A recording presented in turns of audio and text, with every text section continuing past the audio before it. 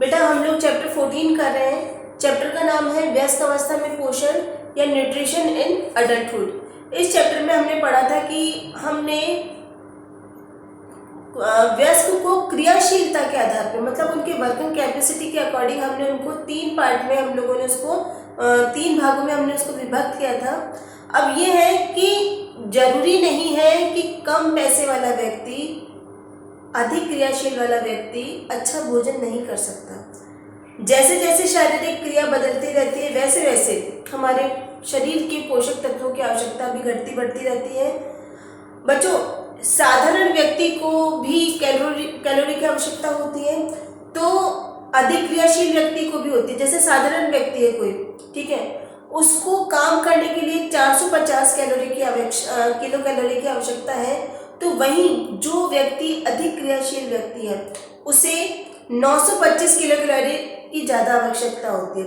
बच्चों, कैलोरीज का मीन्स है कि जो हम खाना खाने से जो हमारे को ऊर्जा मिलती है वो कैलोरीज कहलाती है। अब आय वर्ग के अनुसार अगर हम आहार व्यवस्था करें तो बच्चों, कम आय वर्ग के जो होते हैं, जिनके पास पैसा कम है, काम ज़्यादा करते हैं, ऐसे व्यक्ति भी संतुलित भोजन कर सकते हैं, बैलेंस डाइट ले सकते हैं। उसके लिए उनको ध्यान रखना चाहिए कि उन्हें अपने आहार में से दूध, मांस, मछली, जो महंगे प्रोडक्ट्स हैं, इनको कम कर देना चाहिए, ठीक है। सेकंड, अनाज और दालों का जो मिक्सचर होता है, दोनों को मिलाकर के खाएंगे तो वही प्रोटीन मिलेगा जो उन्हें मांस, मछली या दूध से मिलता है। जैसे कि बच्चों, दाल चावल की खिचड़ी होती है अपनी, या फिर दाल चावल को मिला करके भी कई व्यक्ति बनते हैं, दाल चावल वगैरह, ये सभी गुड प्रोटीन देते हैं। बच्चों, इसके बाद में हमें इस बात का ध्यान रखना चाहिए कि अगर वो मौसमी फल और सब्जियों का ज़्यादा उपयोग करेंगे तो भी अपने कम आमदनी में अच्छा खाना खा सकते हैं। नेक्स्ट है, अगर अपनी दालों को अंकुरित करके, ठीक है, उसको हम लोग जर्मिनेशन करवा दें या फर्मेंटेड खमीरीकृत व्यंजन, वो बहुत ज़्यादा पोषक वाले होते हैं। तो इन सब चीज़ों का ध्यान रखना चाहिए। और लास्ट पॉइंट ये है कि यदि कम आय वर्ग वाला व्यक्ति अपने आहार में गुड़, तिल को बढ़ा दे और शक्कर को कम कर दे। बच्चों, चीनी महंगी आती है, गुड़ सस्ता आता है, गुड़ ज़्यादा फायदेमंद होता है। तो एक निम्न आय वाला, ठीक है, निम्न आय वाला अधिक क्रियाशील, ठीक है, जिनके लो इनकम है और उनकी वर्किंग कैपेसिटी ज़्यादा है, वो भी अच्छा फुल डाइट ले सकता है। इसके बाद बच्चों, जस्ट इससे अपोजिट है कि उच्च आय वर्ग वाला, मतलब जिनकी हाई इनकम ग्रुप है, ठीक है, हाई इनकम ग्रुप है, तो बच्चों उनका काम बैठे रहने का होगा और उनका मेहनत का काम भी कम होगा। तो ऐसे व्यक्तियों को क्या करना चाहिए कि अपने आहार में, अपने फूड में उनको दूध, मांस, मछली का सेवन करना चाहिए। पैसे की कोई प्रॉब्लम नहीं है तो ये लोग खरीद सकते हैं। दूसरा, अनाज और दालें कम खानी चाहिए। तीसरा, हमारे को फल और सब्जियां का भी सेवन उनको ज़्यादा करना चाहिए, चाहे तो कोई से भी मौसम की हो, ये लोग आराम से अफोर्ड कर सकते हैं।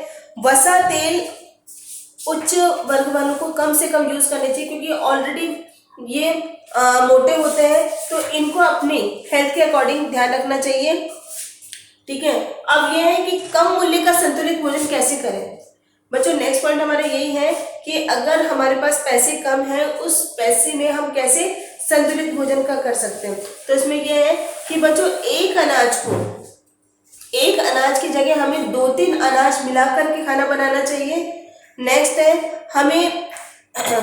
हमें हरे पत्तेदार सब्जी वगैरह का यूज़ करना चाहिए और मौसमी फल, पपीता, आम, जो भी अपने मौसम में आते हैं, उनका ज़्यादा से ज़्यादा सेवन करना चाहिए, ठीक है। और तेल और शक्कर की मात्रा जरूर लेनी चाहिए, क्योंकि ये दोनों ही तगड़ी ऊर्जा देते हैं, ठीक है। इनके सेवन से बहुत अच्छी ऊर्जा प्राप्त होती है। बच्चों, आप लोग खुद सोचिए कि हम कम आय में कैसे ले सकते हैं। पहली बात है कि राशन की दुकान जो होती है, राशन की दुकान से भोजन सामग्री खरीदें और भोजन में ज्वार, जैसे मोटा अनाज जिसे कहते हैं, ज्वार, बाजरा रात्रि में अधिक प्रयोग करें। उसके बाद में हमें जिस अनाज का मूल्य कम है उसको ज़्यादा प्रयोग में लेना चाहिए। बड़ी और मोटी रोटी बनानी चाहिए। किचन गार्डन, जैसे जो अपने किचन गार्डन में जो हम लोग कई सब्जियां लगा सकते हैं, जैसे हरी पत्तेदार सब्जी जो होती है, कम दाम में आराम से हम लोगों को उपलब्ध हो सकती है। दूसरा, हमें फूल गोभी, गाजर, चुकंदर इनका भी भरपूर मात्रा में प्रयोग करना चाहिए।